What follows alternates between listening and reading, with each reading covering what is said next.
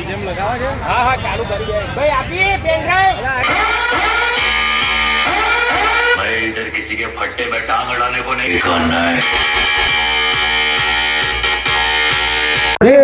આજે આપણે ઉમેદવારી કરી છે, શું કહેશો?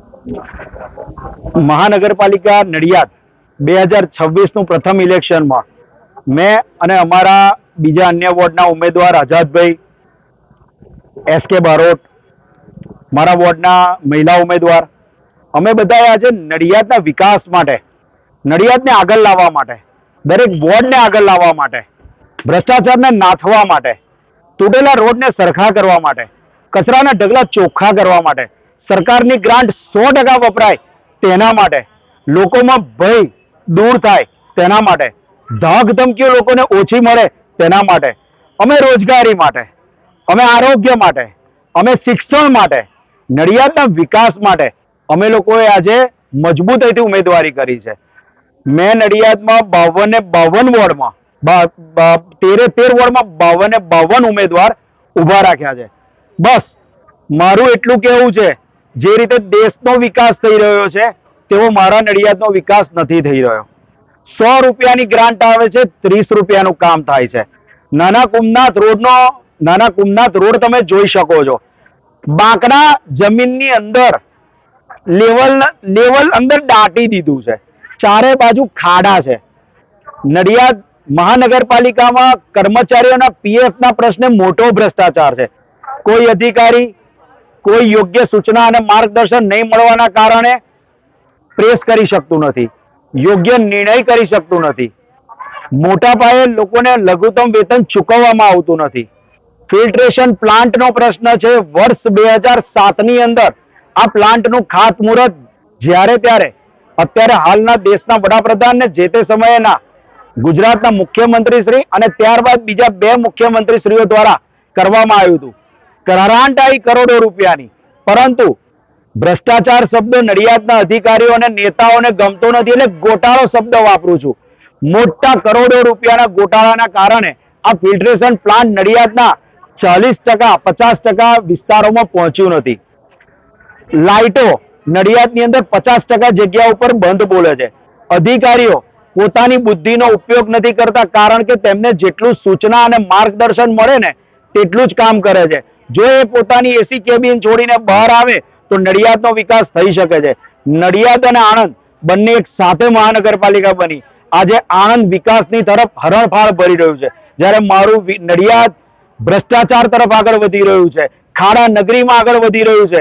સંતરામ મહારાજની ભૂમિ, સરદાર પટેલ સાહેબની જન્મભૂમિ, પણ આ લોકો એટલું પાછળ પાડી દીધું. માત્ર ને માત્ર હમણાં 2-3 દિવસ પહેલા અમૂલ ડેરીના એક મોટા નેતા બોલ્યા કે પૈસા બનાયા છે. બહુ સાચું બોલ્યા, એમણે નથી બનાયા, બધા નેતાઓએ બનાયા છે. અત્યારે હાલનું રાજકારણ, અમે શિક્ષિત લોકો છે, નડિયાદમાં સારું કરવા આવ્યા છે. અત્યારે આ લોકોનો વિષય સવારે ઉઠે અને સાંજ સુધી માત્ર રાજકારણ કરવાની સાથે સાથે ભ્રષ્ટાચાર કરવાનો છે. અમને એક મત, અમારું મોઢું જુઓ, અમે પ્રજાનો અવાજ બનીશું, રોડ રસ્તા સારા કરીશું. અમે જેટલી 3 દિવસ પહેલા પ્રેસ કરીને જે અમે મેનિફેસ્ટો બહાર પાડ્યો છે એનું પાલન કરવાની જવાબદારી અમારી છે. નડિયાદને આગળ લઈ જવાની જવાબદારી છે. હું વ્યવસાય વકીલ છું, વર્ષ 2006 થી શરૂઆત કરી હતી. આજે હું વિકાસના પંથે મારી મહેનતે જઈ રહ્યો છું. નડિયાદની ઘણી બધી સંસ્થાઓમાં અત્યારે સભ્ય તરીકે છું. કેમ કે કશું કરીએ છે, જ્યારે અત્યારના હાલ નડિયાદ વિકાસ તરફ આગળ નથી વધી રહ્યું. એક અમને તક જોઈએ છે, માત્ર એક તક, વિકાસ માટે તક જોઈએ છે. અમારી જોડે એકવાર વિશ્વાસ રાખો. નડિયાદની પ્રજાને હાથ જોડીને કહું છું, તમે ધાક ધમકીમાં ના આવશો. અમારી ઉપર અમારા સાચા પ્રશ્નને લઈ અને મહાનગરપાલિકામાં ખોટો હુમલો થયો છે. અમે ગુજરાત હાઈકોર્ટમાં તે માટેની ફરિયાદ પણ દાખલ કરી દીધી છે. તમામ પુરાવો પણ અમારી સાથે છે. ક્યારે હુમલો થયો કે જ્યારે ભ્રષ્ટાચાર ઉજાગર થયો. માટે અમારા દરેક ઉમેદવારને વિકાસ માટેની એક તકે મત આપવા આપ સૌને નમ્ર વિનંતી છે. હાર્દિકભાઈ, પાયાની સુવિધાઓની વાત થઈ, પરંતુ તમે જીતીને આવશો તો પહેલું કયું એવું કામ કરશો કે જે અત્યાર સુધીમાં નથી રહ્યું? જો અત્યાર સુધીમાં નડિયાદમાં રોજગારીનો પ્રશ્ન બહુ મોટો છે. નડિયાદના લોકો સવારે 5 વાગે ઉઠીને 6 વાગે ટ્રેનો પકડી અને ગામ બહાર જતા રહે છે.